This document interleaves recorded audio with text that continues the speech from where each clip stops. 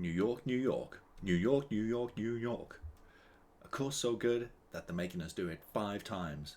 It's a bumpy little course with a technical finish, probably the hardest in Zwift. So what you need is the inside line. Stage 2 of Crick Club, and we're in the Big Apple for the LaGuardia Loop. The power-ups are Feather, Draft Van and Aero. All pretty good for this course and all pretty good for the finish. But first of all, let's have a look at the lead-in, because unless you're careful, you could find yourself getting dropped there. Okay, so we start out in the New York Pens, and after this first flat bit leading out of the Pens and the right turn, it starts to head down and gets pretty steep pretty quick. So you want to stay in the draft of the front group, and just as Duval is doing here, perfect job. And there is a short little bump at the bottom. You could use that for catching back on, but just far easier to stay in the draft. And we're going to get our first little view of the finish here. So we approach it in the lead-in from a slightly different direction, so to the remainder of the laps. And here we go, there's a bump about here, and then goes up 5, 6, 7%, slight plateau, and then straight back down, and it gets pretty steep here as well. So -5. Okay, now I'll show you his last lap. Now we start on this descent, stay in the draft, no point doing anything heroic here. And it is just generally a bit up and downy, so keep a close eye on the gradient percentage, rest a bit more on the downs, push a bit harder on the ups. And there is a sort of medium-sized bump. Well, actually, it's a very small bump in the middle of the course. I think this is just some rolling terrain, which you might be familiar with. And here comes the little bump.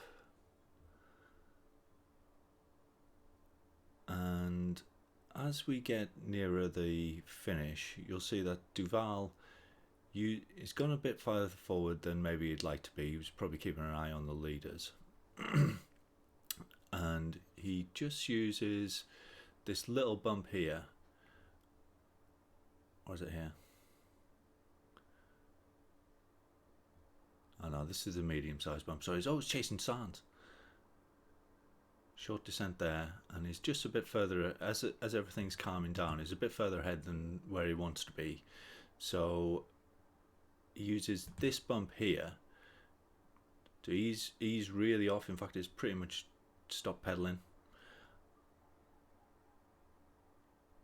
Eases off. Oh no, we do cover it the same way. Yeah, and he uses that little bump and easing off to gain his position, because the place that you want to be for the finish is at the back, accelerating through. And also, it's going to be really important where you use your power-ups here. Now, I would advise to try and keep an aero for the finish. But if you've got the Feather or the Draft Van, they both could be used. But you need to work out the timing of when you use the aero based on the speed of your group. So if you're a D-cat, you will need to use it nearer the bump, and if you're a A-cat, then you'll need to use it further away, because the Feather now lasts for 30 seconds and the Draft Van lasts for 40 seconds. So you want to get the full usage of it. You want to get the full usage of the Feather on the hill, and you want to get the full usage of the Draft Van all the way to the finish. So let's just have a closer look at it. So the other guy to keep an eye on is this guy on the left, Goffs. And those are the two that are going to be in contention. And they both start right at the back, both start leading up, winding up their sprints as soon as they see the barriers approaching. And at this stage, they've both pretty much guaranteed themselves the podium positions, I would say. And as you can see, people behind are actually putting out bigger numbers than them, but they're not catching because they got the speed going into the bump, and they kept it going over the plateau. And Duval here has got some extra spare wattage, maybe is a bit heavier too. If you're a bit heavier, this will help you here, but obviously it won't help you up the hill. So if you had the aero, you want it active now, because you'll really pick up speed down there. And boom, that is how you do it. So let's just talk about bike choice. I would say go aero all the way. It is rolling, but you've got lots of descents to enjoy the advantage of the aero setup, and the finish, the very end of the finish at least, is downhill. That's where you want to really pick up the most speed, where the aero will benefit you most. If Tron's your most aero setup, by all means, but for those on higher levels, use your disc wheels, use your Venge, or wherever your fastest bike is. Go aero, take the win. Kaboom.